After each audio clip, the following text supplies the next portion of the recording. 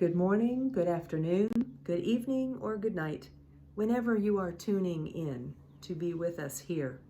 I am Pastor Carole, the intentional interim minister of congregational life here at St. Lucas United Church of Christ, and I am glad to be with you on this journey.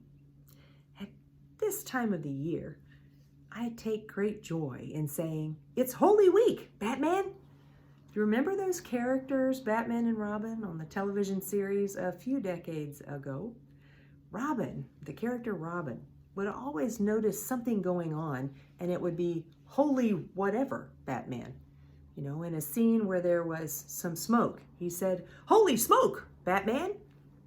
It was all about the context. We have talked a bit about the importance of context on our journey of faith during this Lenten season, haven't we?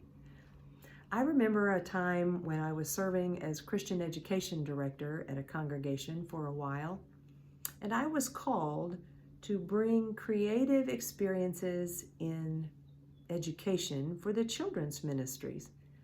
So come around to Maundy, Thursday during Holy Week, we would have the kids to come and meet before worship, and the bread would be baking down in the kitchen, and you could smell that bread baking in the kitchen.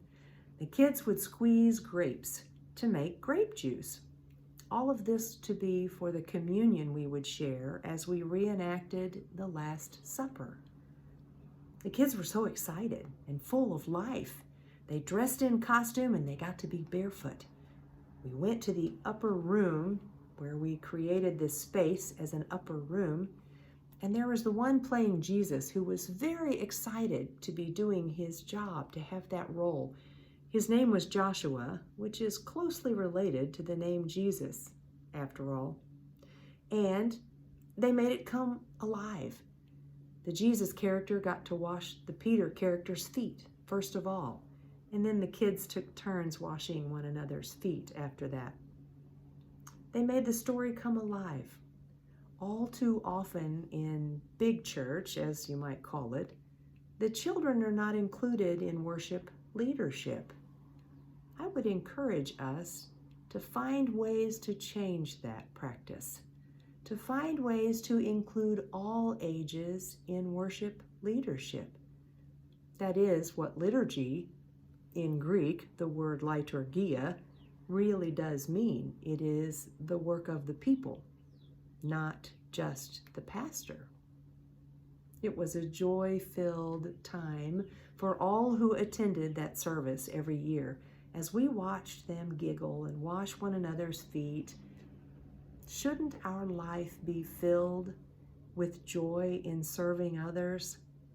They scurried around to serve the juice and take the homemade bread, and then after worship they thoroughly enjoyed the leftover bread. The parents who brought their youngsters to that worship service told me years later that their children remembered the story and they loved coming for that worship service. That is a big part of our job, to help one another to learn the stories of our faith. I love Holy Week. I do say that every week is holy, but the time from Palm Sunday through the week to Easter is rich for me, and I hope for you. I just can't imagine hopping from Palm Sunday straight to Easter without the journey through Holy Week. There's just so much going on in Jesus' last week of life as he comes to Jerusalem to celebrate the Passover on what we now call Maundy Thursday, and then goes to the cross on what we call Good Friday, and then is risen on Easter Sunday morning. Our faithful Jewish siblings will be celebrating Passover during this same time frame. They will begin at sundown, the night before our Easter. I do hope that you will come and join us during some of the special services of Holy Week, Maundy Thursday and Good Friday, both beginning at 7 p.m. Come help bring these stories to life. May your Holy Week experience be rich. I'll see you soon. God bless you and keep you.